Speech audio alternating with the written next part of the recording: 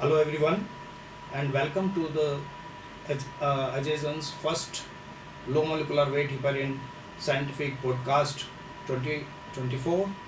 I am Nand Khandelwal and I have with me Dr. JP Prasad and Dr. CS Venkatesh. Let me provide you a brief introduction of the panelist. Dr.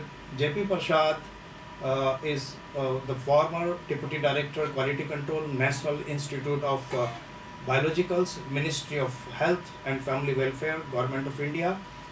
He has over 30 years of experience in the field of quality control of biologicals. He is one of the founder scientists who had actively contributed to the establishment of various quality control laboratories of National Institute of Biologicals, which were the first of its kind in the country. Dr. Prasad, during his tenure at NIB, had been a notified government analyst for testing of plasma-derived products and blood grouping reagents, as well as a medical device testing officer. He was also notified as an appellate authority to sign the certificate of analysis on behalf of Director, National Institute of Biologicals, via respective gazette notification. The another panelist, Dr. CS Venkateshan, is a former Senior Vice President, Research and Development, Gland Pharma Limited, India. Dr. Venkateshan is a synthetic organic chemist with over 30 years of experience in the pharmaceutical industry. He has worked at various positions in research and development divisions in his previous organization. Currently, he has established a firm called CSP Pharma Solutions and providing scientific advice to a few leading pharma companies. His expertise is synthesis and characterization of complex drug substances. He served as a member of the USP Committee of Expert Low Molecular Weight Heparin for 10 years. Dr. Prasad and Dr. Venkateshan are here today to talk about challenges faced by the analyst during the analysis of low molecular weight heparin test, that is analysis of anti-factor 10A and anti-factor 2A activity. Dr. Prasad and Dr. Venkateshan, welcome to the podcast.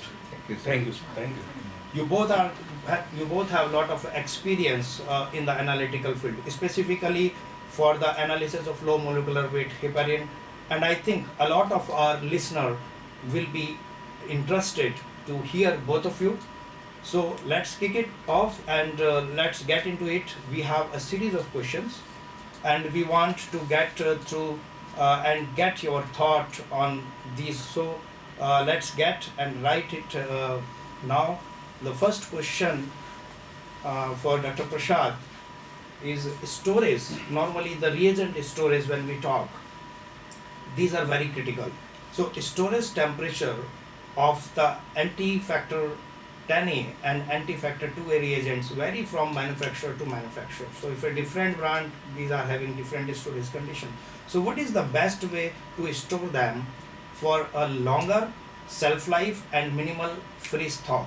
That to be if aliquoting in smaller vials according to the assay protocol is a good idea to keep in that form. So what will be your opinion on this? Thank you very much, sir, for this question. This is a very good question.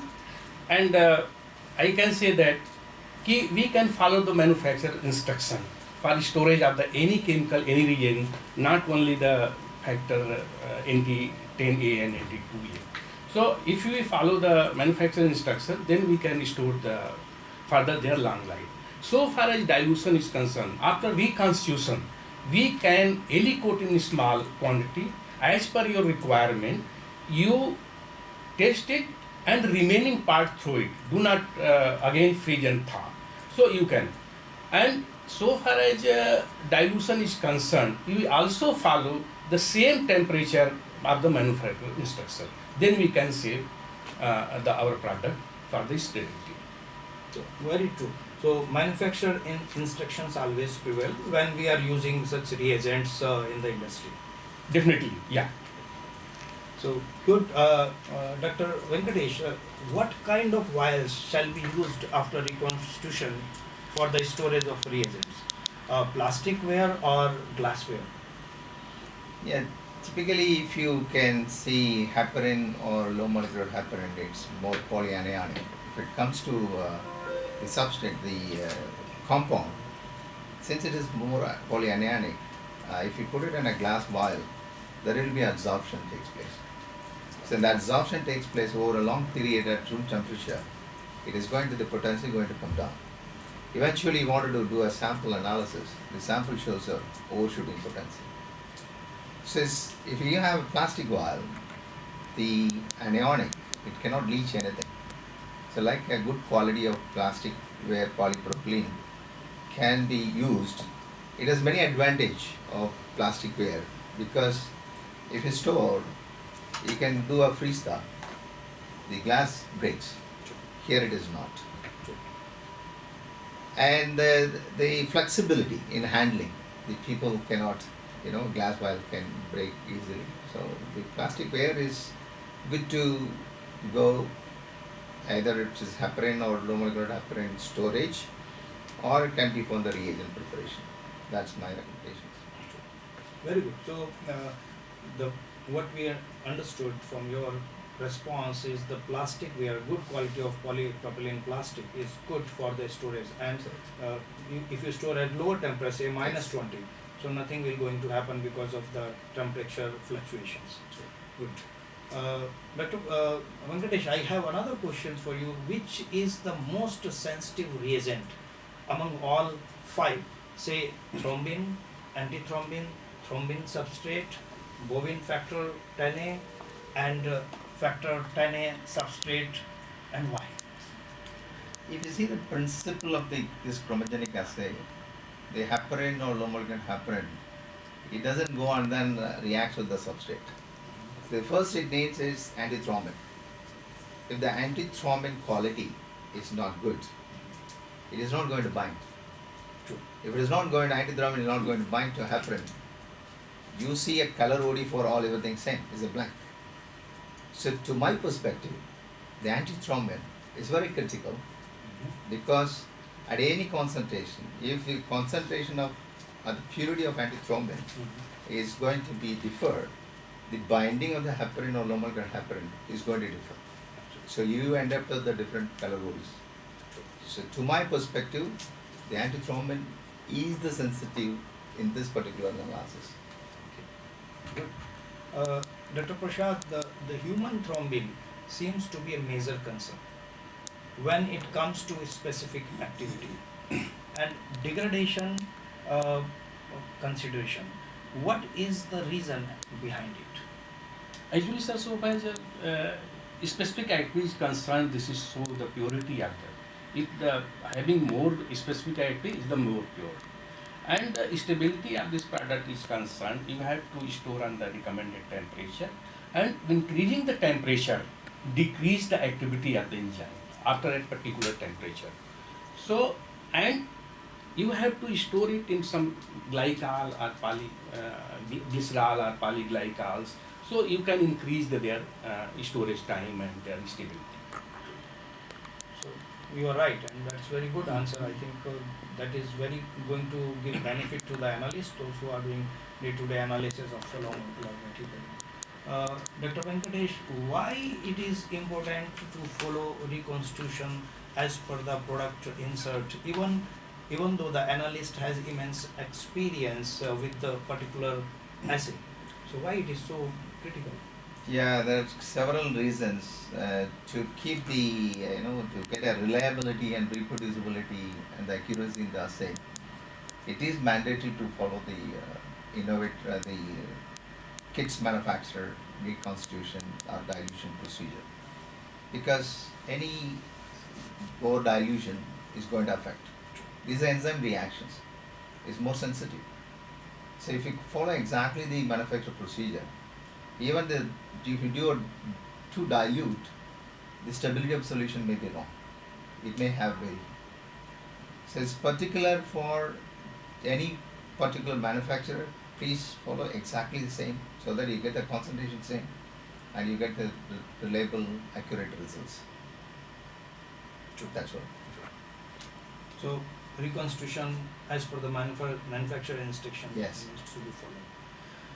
Okay, another question which I have to Dr. Prasad is the calibration, like a pH meter we use in the laboratory, we use the spectrophotometer for the analysis, we use the pipettes. Is it mandatory to calibrate it every time when we perform anti-factor 10A and 2A activity? Is it because if it is necessary, what should be the frequency of calibration of these Okay. Sir, you have asked about the three equipment, especially spectrophotometer, pH meter, and pipettes.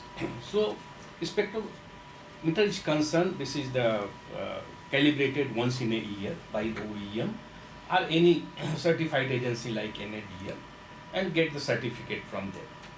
And so far as pH meter is concerned, you have to calibrate by the external agencies, by the enable approved authority, and in our laboratory you have to use pH solution, standard pH solution, certified pH solution like pH 4, pH 7, pH 9, and if you are going to measure the any buffer in between the 4 and 7, you have to use the day of the measurement 4 to 7. If you want to more than 7 pH, then you have to use standard 7 to 9 pH, and it is recommended for daily this is for the daily usage. And so far as pipette is concerned, 3 or 6 monthly by the approved agency, and you can use, and it's depend on your use of the pipette, how frequently you are using your pipette. So it is mandatory, not mandatory, each and every test you require the calibration. So pH is definitely you have to use every day.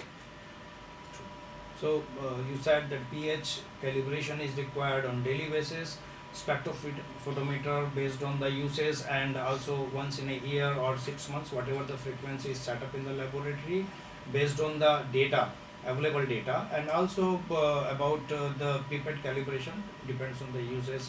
This needs to, but yes, calibration is must when we use such critical equipment for the analysis. Definitely, because pH meter is a very sensitive thing, and you have to use daily basis.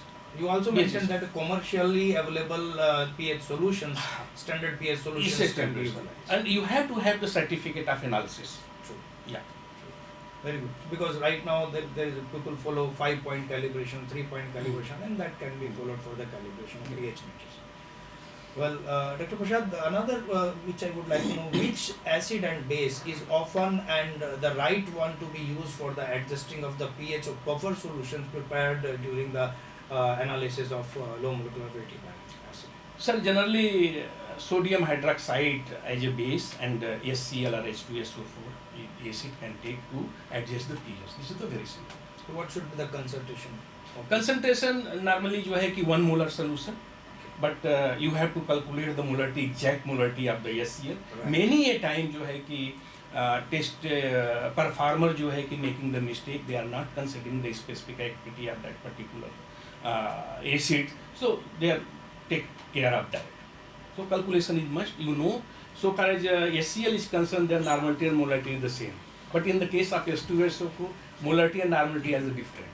So you have to take care of that. Very interesting. Very interesting. So, Dr. Venkatesh, is there any universal protocol that can be fits for acid testing of low molecular weight heparin, especially when we understand we depends on the USP, BP, IP monograph.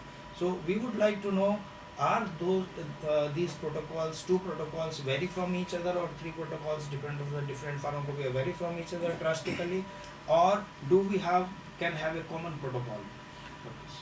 Yes, I think this is the good question related to setting the concentration range. If you go across the USP, VP or IP, all of the monographs are harmonized in the concentration range. Either it is anti-factor 2A or it is anti-factor 10A for heparin or enoxaparin or the low molecular.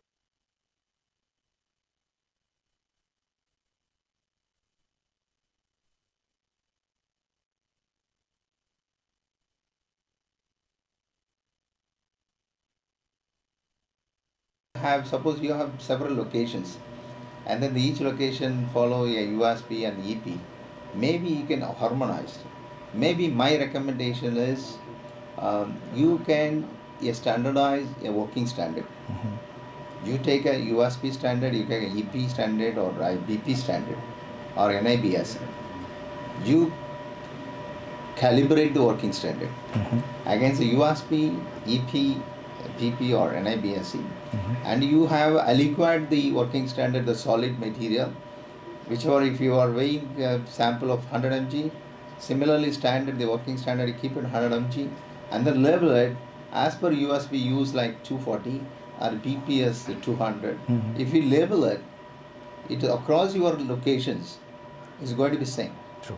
Or even you can give it to your drug product manufacturer. This is what the working standard, you use it. I'm sure the difference in the results of standard and sample is not going to vary too much. True. You aliquot the working standard and use it for a year or two. Again, you do a calibration against the standard. So if you go this way, you avoid unnecessary like freeze thaw, which is of the standard, and then how much time it is exposed to temperature. These reproducibility which have questions to any chemist. True. So eventually you cannot say there is fit one protocol, but as an organization you can make a single protocol having some changes in reaction times and everything, and then validate the method across your organization, make a inter lab variability, and then have a single procedure. But the concentration range, whatever the monographs is defined, please keep it the same. Okay. And you follow the instruction of the kits manufacturer on the reconstitution. True. If these follows, I'm sure you can have a single protocol across your organization, or you can provide to your drug product manufacturer and then do benefit of no change in the variability in the results. That's true. The 2 points which is very important you just mentioned. One is the preparation of aliquot, okay, because that is going to save your life. Second thing, keep on opening and closing the reference standard may contaminate the reference standard and can provide some variation in the results. So once you prepare the aliquot with the required quantity what you require for individual assay, you can take out one vial. So no freeze thaw study is required in that case. You can use one thaw and you can use that. And second thing is which is you mentioned about the protocol. Yes, it is very important when we do analysis, the method has to be validated. So without validated method we cannot do the analysis. Good. Dr. Venkatesh, another thing which I would like to know, should the protocol follow exact time, volume as given in the monograph, or can it be fine-tuned before initiation of method validation? If it can be fine-tuned, which parameters of the protocol can be tweaked? Yeah, that's a good thing. But since all the monographs are harmonized, pretty much I think it's as such it works well. But it is not really lab to lab. You have a microplate reader. Someone wanted to use a UV spectrophotometer, so you need to tweak some reaction volumes and maybe the time, temperature, all this. Suppose for example you are taking heparin of 50 microliter and then you are adding 50 microliter of antithrombin, and then you follow and then you get it like 0.3 or 0.4 ml. It's very difficult to take a reading in the spectrophotometer. So what you do is the ratio you multiply it. Instead of 50 microliter, make 100 microliter. True. But you can make changes to the conditions, the reaction time. Sometimes it is you use a hot bath where the tubes have been set. You set 37. The enzymes are very specific. If the inside solution is not 37, the reaction is not going to happen correctly. Correct. So maybe you have to set 38. Maybe inside temperature is 37. These tweaking you can do it, or you can time. The monograph says about 1 minute, like 60 seconds. You can make 70 seconds. You can make all this tweaking, but make sure that you validate once or you do all this tweaking for the reproducibility, specificity, LOD, LOQ. If you do that across the concentration range, the important thing is don't go beyond the concentration range. True. Because the reagents have been developed to suit to within this range. If you make changes to the concentration range, wide range, then you will be in trouble. True. So generally what you follow is a standard you make a dilutions. If your ODs are like 0.4 to 0.1, you make sure that the samples also dilution is corrected within that. Within that range. If it is go beyond or low, it is not within your standard calibration curve. True. You adjust, tweak it, it's possible, you can do it, but you validate it. True. And then have a single protocol, and you can use for USB, EP and IP is same. True. And validate and keep it. This is what my recommendation. Wonderful, because that's very interesting, because you mentioned about point of the water bath temperature, and this is very critical because sometimes people are not using correct water bath because these are not circulating type of water bath, these are stagnant type of water bath. So water temperature throughout the water bath will not remain same. Another thing which you really very good point pointed out, that achieving the 37 degree temperature, because there is a thickness of the tube in which we add the solutions.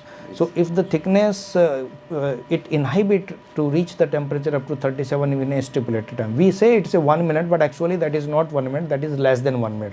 So you really raised a very good point that the method needs to be validated. All these things needs to be critically verified when we do method validation, and the same has to be followed during the routine testing of the low molecular weight. Wonderful. Another thing is how important the dilution scheme of standard and sample, not in terms of regulatory but in terms of assay procedure and validation. So I think the dilutions or the concentration ranges are given in the monograph. You can stick to that. What you cannot do is, if you wanted to go accuracy, if you want to go lower than the range what is specified, it's not advisable. Because 0.03 is the lower and 0.3 is the higher. Within that, you just make your dilutions happen.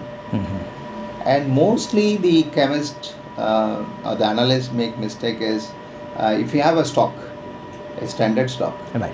they do a dilution 1 to 2, 1 to 2. The first dilution is wrong all along.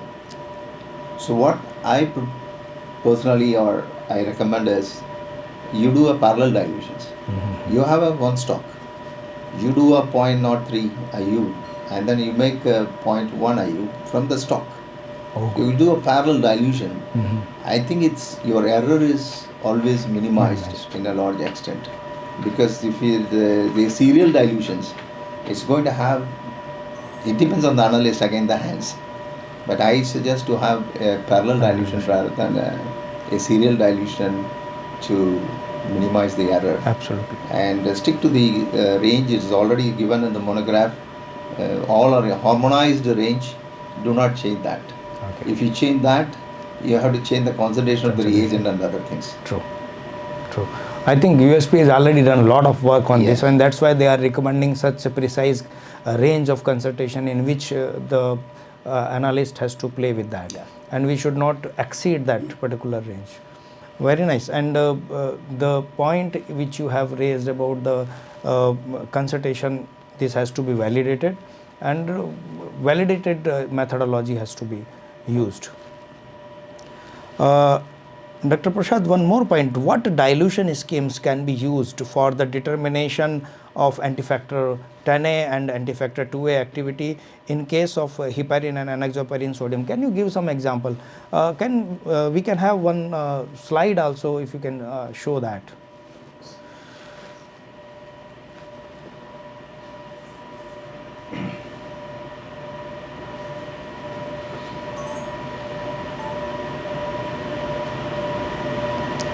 So the concentration which is showing on the slides, these concentrations will be helpful because there is a dilution factor which is considered consistently in the next step. So there has to be same gap when we prepare S1, S2, S3 or T1 to T2, T3, T4 dilution, because 4 dilution has to be prepared. And the good point which you mentioned earlier, that the dilution should be parallel. It should not be, serial dilution. This is definitely going to add value and minimizing the error in the analysis. So that's a very valid point you raise. So another things which we discussed earlier, but again I want to know from you, how important to maintain constant temperature 37 degree centigrade. Dr. Prasad, you can answer during incubation, and what are the effects if it is not maintained? Most of the point covered by the Dr. Venkatesan so Right. far as constant temperature is concerned, but I am to say only that we have to use good quality of the water bath which maintain the temperature 37 or plus minus 0.1, because many a time enzyme is the very temperature sensitive and give the better reaction at that particular temperature. So we can use the good quality of incubator, then we can achieve the very good. True. Otherwise affect our the performance or the test performance. True. The purpose of asking this question repeatedly is, the analysts are getting confused. They use sometimes available resources in the laboratory for analysis. But here the important task is the achieving 37 degree temperature, which you rightly mentioned, that enzyme reactions are very sensitive towards the temperature. If it is not maintained correctly, the result may not be correct. Yeah. Okay. Dr. Prasad, another question, acquiring of standard for assay, is it necessary to add a standard every time when we run the assay? Yes, sir. Every time you have to use the standard along with your test. Okay. Without standard you cannot put the test, and this is not the pilot. Oh. So you don't do, you are going to save the some standard, because this is required. Suppose you are diluting for S1, S2, S3, S4, then like that T1, T2, T3, T4, so test. And you have to put in duplicate, because you are going to calculate the potency of this test, whether it is a factor 10A or factor 2A by the parallel line assay. If you not put the standard, you will not get the result. So it is required, mandatory, 100% mandatory, you have to put each and every time. Okay. Any thought, Dr. Venkatesh, on this from your side? Yeah, the temperature at 37. No, I'm talking about S1, S2, S3 and these standards. Yeah. Every time we have to run the standard. Of course. Otherwise, it's, the typical the reagent reconstitute. Suppose one lot, that lot behave different at that time with the sample. If you don't run the standard, True. it needs to be done Every time. Every time. Every time. And in fact, it is not single time you do it. Mhm. You have to do it as the EP monograph suggests to have 4 independent series and then replicates. dilutions. True. To have, because it's a biological assay, Right. it has a variability. True. If you do 4 results, then at least You can average out. Absolutely. Yeah. That's true. Because monograph itself suggests a Yeah. replicate, 4 You must replicates. be silent on it, but at least EP is clear. EP is. True. Another question, Dr. Venkatesh, is there any period defined for standard preparation? How long the standard can be stored or keep at the room temperature during the testing before it is transferred back to the specified storage condition? And another question associated with that only, how does the prolonged time of or shortening of that time will impact the assay test results? True. This is a very common thing, because to save the standard, the chemists try to store it at 2 to 8 or anything. But the important thing is, whatever you do the storage on the stability, please take it in the validation. The time in the room temperature is most critical. How much time you are going to keep it at the standard at room temperature, that you cover in the validation. If it's for 1 day or 2 days, or it is 6 hours or 12 hours, you cover in the validation. There is no standard rule. The monograph is not very silent about how long to store and all. But as a recommendation, I can say, from the USP or EP vials you reconstitute, your concentrated one, you can aliquate it in a plastic tubes and keep it at -20. And then if you wanted to during the analysis, you take one vial, thaw it, use it, discard it. You don't again re-thaw it, freeze thaw it. True. The freeze thaw is many times is whether it is thawed correctly or not, we don't know. And the plastic vial, you do not see any leachability of the contamination coming in. But the problem is, if you use a glass vial, definitely you see a lot of absorption, and then you get wrong results. Standard potency can go down. So this, if we can take care of storing in a proper temperature, I expect to be -20. If it's 2 to 8 is okay, but not for a long. Again, if you want to do it for a 2 to 8, please do a standard solution stability, 1 month or 2 months or 3 months, and then put it in your part of your validation report that the standard is prepared so and so, it is valid for so and so day. Okay. So the whole study needs to be performed by the users and through a approved protocol. Okay. Otherwise, the result may. It is definitely going to impact. Okay. Dr. Venkatesh, I have another question. What is the reproducibility of result? Why it is a major concern in spite of using the same set of reagent standard and when analyst is also same? That's true. I think since the biological assay it is going to have variability. True. There are many things. Human error is largely you can avoid by using automation. But it's very difficult for all the Indian companies can afford for automated machines. True. The pipetting error is the most common. Even we can go to the lab and then the supervisor can ask the chemist who can see, come on, do a pipetting into the balance. And you see that which chemist is more skilled. If he is able to do 200 microliter, then definitely that chemist is going to give a reproducible results. And also the stress conditions of the analyst. If they are overloaded with the sample, they definitely don't make mistakes. The human errors are very large in this biological assay. We can try to avoid these, and then there will be standards which you have freeze thaw. That can make an error. And then the reagent, suppose you use it and then throw it, is better. And that if you keep it for a longer time, it is going to have variability in your results. There's not one factor. There are many factors which is going to influence the reproducibility of the results. The most thing to me is the analyst skill. If the analyst is more relaxed and then I'm going to do the analysis in a more calm way, I'm sure he or she will not do mistakes, provided the standard and the reagents are correctly reconstituted and then do the analysis. True. So it's not one factor, there's a multiple factor. True. But I hope these chemists take care and then they're able to get a reproducible results. Very interesting and very important point you raised, because the person who is doing analysis, he should be work with a peaceful mind and he should full focus on the analysis. Otherwise, there is a possibility of error in the dilution. Dr. Prasad, you can also add about what is your experience about anything related to pipetting error, how it can happen, because many of the people are asking these questions that why the assay results are not coming proper. So, do you have any experience about the pipetting issues?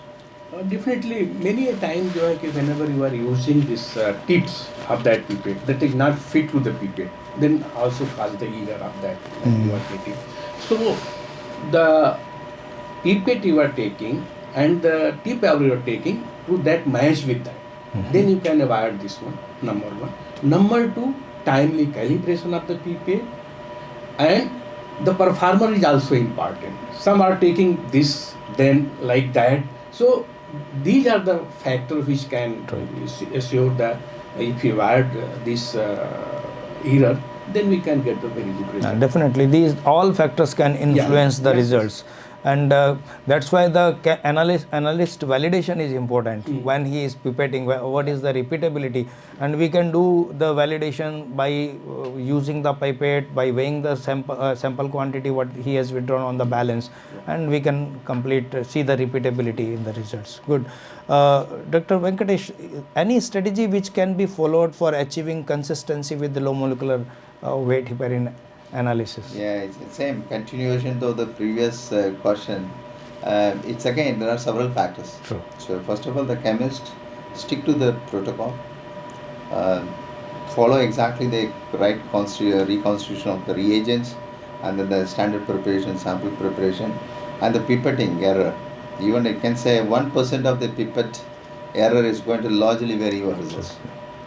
So if you make those consistently followed, stick to the protocol, validated method, and then see inter-lab variability and proper storage of the reagent and the standards, I'm sure the chemists get the consistency in the low molecular results. And that's very important. Yes. That's very important. Once the OD, Dr. Venkatesh, once the OD are obtained after reading in 96 well microplate on a spectrophotometer, how these readings should be statistically analyzed to calculate factor 10A and factor 2A activity? Is validated Excel sheet will be acceptable, or any good software is commercially available in the market that can be used for this purpose? Yeah, I think it's for a small lab. It's easy to use an Excel sheet. The question is if it is any auditing and all audit trials, all this is not there. True. And it is cost effective. For at least to start with, they can do it. But it is not on a long run for a GMP. It is not going to be most viable, and you cannot validate the Excel sheet to completely. True. And the audit trials are less. You can use a commercially available software like Softmax Pro, Graphic Prism, Okay. all this. My suggestion is the EDQM, the European Pharmacopoeia, has a validated software online. It's called Combistat. Okay.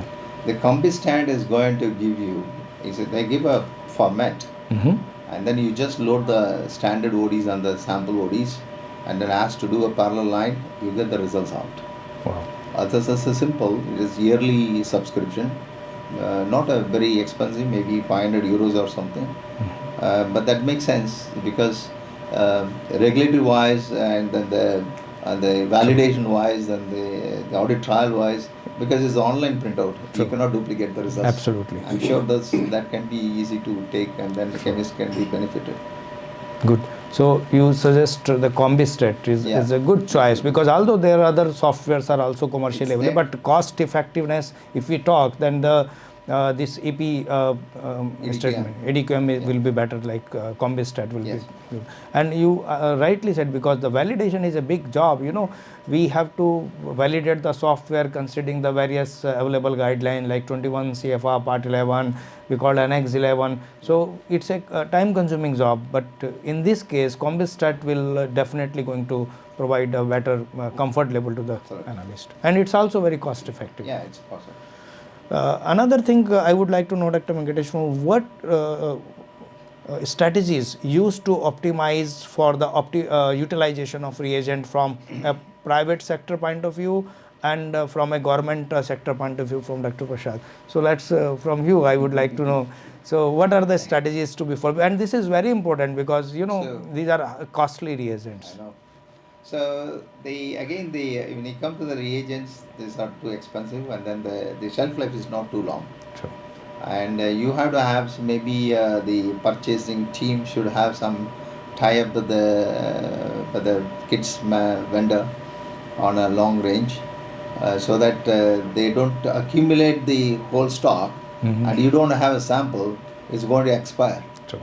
So maybe what they can have is, for inventory step, they can place an order for 20 kits, and then ask them to deliver 4 kits every 2 months.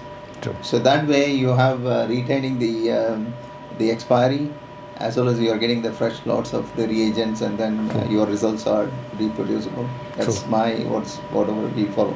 That's true. Yeah. And also, you can stagger your requirement, and you can maintain the minimum inventory. And you can also prepare the PO and give to the supplier. He can supply the reagents accordingly to you, and you need not to keep and take care about the storage of those reagents. What is your experience, because you worked in the government sector, and the storage of reagent, availability of the reagents is a big concern even in industry sometimes. So what is your experience in the government sector, Dr. Prasad? You work a pretty long time in the government. So far testing is concerned, whether it is a government or private laboratory, they have to follow the protocol. Only we can say by the good planning. Suppose we are going to put the test, so we can save some amount of the standard. We can put the standard. Then suppose 3 batches of the heparin we can test at a time. Okay. If test separately, definitely we have to put 3 times. Then if you plan it, then optimize the usage of. But you cannot save all the reagent, only some of the reagent, like standard. So this is my concern. No, definitely. We have to be little bit cost conscious also, and also we should ensure that analysis is correct and accumulation of the samples, and together, the required number of samples can be accumulated, can be analyzed together to do the optimal utilization of the reagents. Good.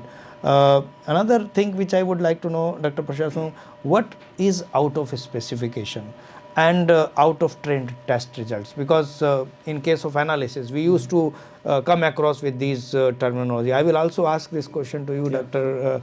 Venkatesh, because I would like to understand what should be the understanding between out of specification and out of trend. Okay, this is very good question and important. And out of specification result is the really painful for the analyst, because they have to investigate each and everything in their system. First, they have to, if you are not getting the trend, that means there is the systematic error. And you have to check your equipment. And you have to use the IQC, that means the daily quality control of the samples of the standard, whatever you are using, and you have to quit. If that is working okay, that is good. Otherwise, you have to change the analyst. Suppose one analyst has performed and they got the out of specification result, then you have to give to the another analyst and you check it whether this is the one second analyst, not only by one analyst. You have to give 2 analysts, because you have to compare it, because first result was out of specification and that was not of the standard quality. Then you have to compare to given to the 2 analysts. Then if their results of the 2 analysts is the okay, found of the standard quality, then you give training to the first analyst, number 1. Number 2, what we can do it, every time we have to participate in the proficiency testing, because the analyst performer is the very important. You have to train timely training and participate in the proficiency testing. I can give you the very good example of that. 10 years back, I got the one samples from the Germany. That was the very good company, and their product was really very good. But I found not of standard quality. Then I asked my person, this is a very good company, and their result is really product is very good. Then there is some problem. You have to again check it. Then our performer again check. I also participated in that. Then we find that the standard they are using, that was having not 5% of protein. So if you are considering the 5% and the concentration of your standard is high, definitely you get the wrong result, and that get the out of specification result. Then immediately I contacted from their European, that is the Paul Germany. I asked their standard, I analyzed, and we found the same result, whatever they are reporting it. Then I confident that my method is okay, my analyst is okay. Then this is the reason the out of space result we have to investigate in very detail, and we have to work on that, and we have to use the right standard. Then we can say your test is okay. True. Very important. Whenever any results like out of trend even out of specification, it has to be thoroughly investigated. We cannot camouflage, and we cannot do a lighter investigation and release the batch, because it is also the FDA in expectations that any results which is out of specification and out of trend, investigation needs to be raised. Correct. And Yeah. what is your thought? Yeah, Dr. yeah. Venkatesh? So industry point of view, the out of trend is, suppose you make a drug product, heparin batch of 1000 IU per ml, and then you're regularly testing for last 20, 30 batches. The trend is always like 99 to 101, and some batch you got 95, or you got 105. It is definitely is meeting 90 to 110 is the results, but it is to 97, 95 is out of trend. So in this out of trend is 95, whether the chemist, the production chemist has done a over dilution, or if the concept 105 it came, and they done a dilution error. It is on the production side, and the chemist also, the analyst who's done the method of the testing antibacterial and 2A, True. she or he should see was anything is wrong in the standard or sample dilutions, or the change in the kit manufacturer procedure or anything. So if it investigate, it is out of trend. Instead of saying it is within the limit, if you set several batches or 98 to 102, that is what 185 or 105 is going to be out of trend. True. That when you investigate, then you can get to know about where the mistake is going, is a production mistake or the analysis mistake. True. You rightly mentioned, because FDA also say phase 1 and phase 2 investigations. So investigation in the laboratory as well as in the manufacturing, if no root cause is found in the laboratory, has to be taken to phase 2 investigation. So very important. Investigation is must in case of OS and out of trend results. Another thing which I would like to know, any tips to on optimization of reagent concerning wastage, storage and performing of the assay? Again, sir, जो है कि by a good plan we can stop the wastage of the reagent. Earlier I also said that True. a good planning True. can save the reagent. Not only by that, you perform the test at take one standards and do by the many batches. Number one. Number two, you do the storage at the good temperature. As Dr. Venkatesan also said, we can aliquot the reagent and put into the recommended temperature as recommended by the manufacturer. Take out one and do the testing and throw it. Okay. So by this way we can save them. True. By the proper handling. That's Otherwise, suppose you are taking out the whole vial and taking from that will be got contaminated. True. So this can be avoided. We save the reagent and their wastage of the reagent. True. One more question I would like to take reply from you, Dr. Venkatesh. A good analyst is based on experience and skill set regarding low molecular weight heparin analysis. What is your thought on this? Yeah, so both is required. The experience and the skill set both are required. So the experience is how he understands the procedure and how he or she applied on the regular basis. And then experience always talks about how the trend is.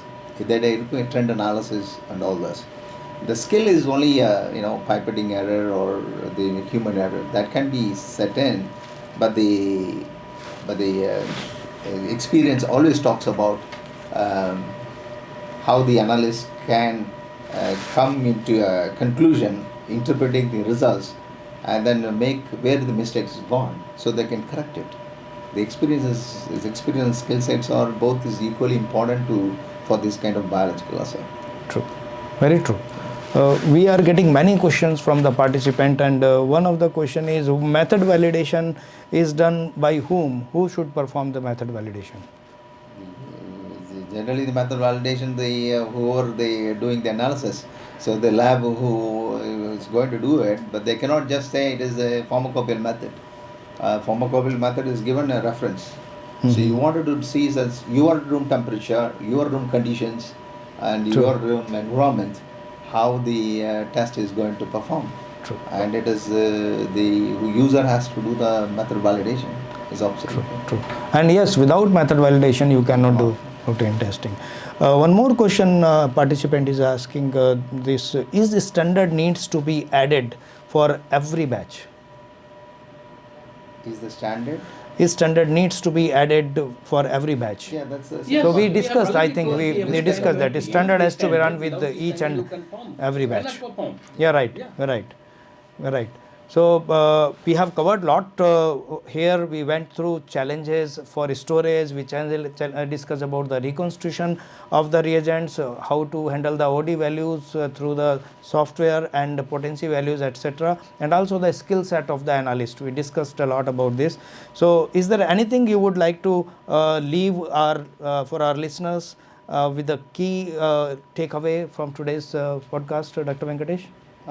Yeah, at least for this kind of analysis, biological assay, the analyst have been calm and then clearly understood the protocol and make sure that all the reagents and the standards have been reconstituted or diluted in a proper way without any stress. If they can do analysis, I'm sure in one shot they get the results out correctly without repeating many times. I hope the chemist in this one they gathered information, but anytime they can catch us for any more clarity on this analysis. True. And what is your thought about this? Definitely, so far as biological product is concerned, that is require the skill. So time to time training should be given to the performer, and also participate in proficiency testing every year with the foreign agency also, or if any country who is doing this collaborative study or provide the proficiency material, so they can perform and they can check it whether their analyst is okay or not. True. So we can do like that. Absolutely, and you are absolutely right, because this is a very critical test, and skill set is very important. So okay, looks very good and very important, doctors, and this has been a really very interesting topic, and I think a lot of people want to hear about this, and I am sure that they must be getting benefited after hearing both of you, both of expert people like you, and I am sure we will have you on the podcast in the near future. Thank you, viewers, and also to Dr. Prasad and Dr. Venkateshan for your participation. Unfortunately, time did not permit us to answer all questions. So we will follow up with the written responses to any remaining queries via email. Thank you very much. Thanks a lot. Thank you. Thank you so much. Thank you.